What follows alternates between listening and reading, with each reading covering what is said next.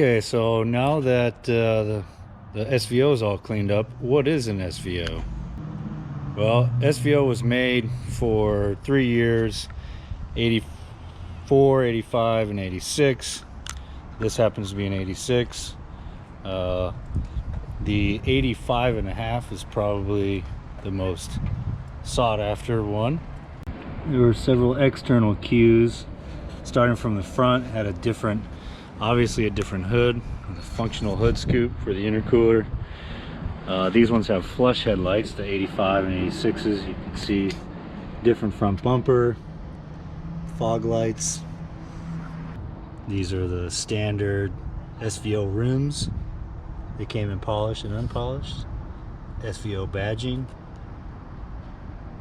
I don't know for sure or not, but the rear view mirrors are color coded. The door handles, these slats are specific to SVO. The back, well, obviously the bi-wing SVO badging. This one has dual exhaust. I believe from the factory they were just 2 out of the driver's side. Those tail lights are also SVO specific.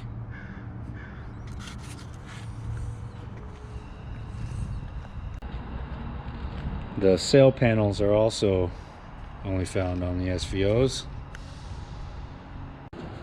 Moving to the inside, they had SVO specific seats with side bolsters.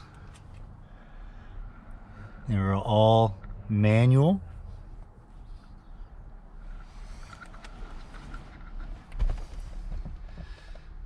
They would normally come with a 85 mile-an-hour speedometer, from what I understand.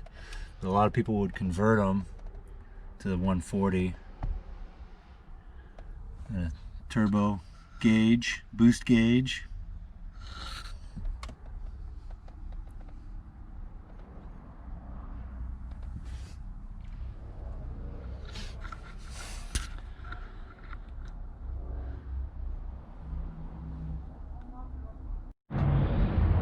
Since the hood has the piece that comes down, the way you pop these hoods is there's a lever on this side. And if you've seen some of my previous videos, you've seen under this hood quite a bit.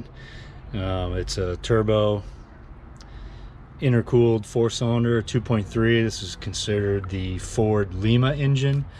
They put this engine in several Fords, from Pintos, but not always in the turbo configuration, and I believe this is the only configuration with an intercooler. The turbo coupes, the Thunderbird turbo coupes had a turbo 2.3 Lima engine, but they did not, as far as I know, they did not have the intercooler. This was rated right around 200 horsepower, 200 foot-pounds. Don't quote me on those numbers. Underneath these 16-inch rims, front and rear, are disc brakes, 5 lugs. This was one of the first Mustangs to have 5 lugs. There was also some suspension upgrades. This one has Eibach Pro Series lowering springs on it, but they had stiffer springs, stiffer sway bar, a couple other things. That's just what I know about these things. I've driven this car for the past day or so, and it's actually fun to drive when it spools up the turbo. It sounds cool, and it pulls pretty good.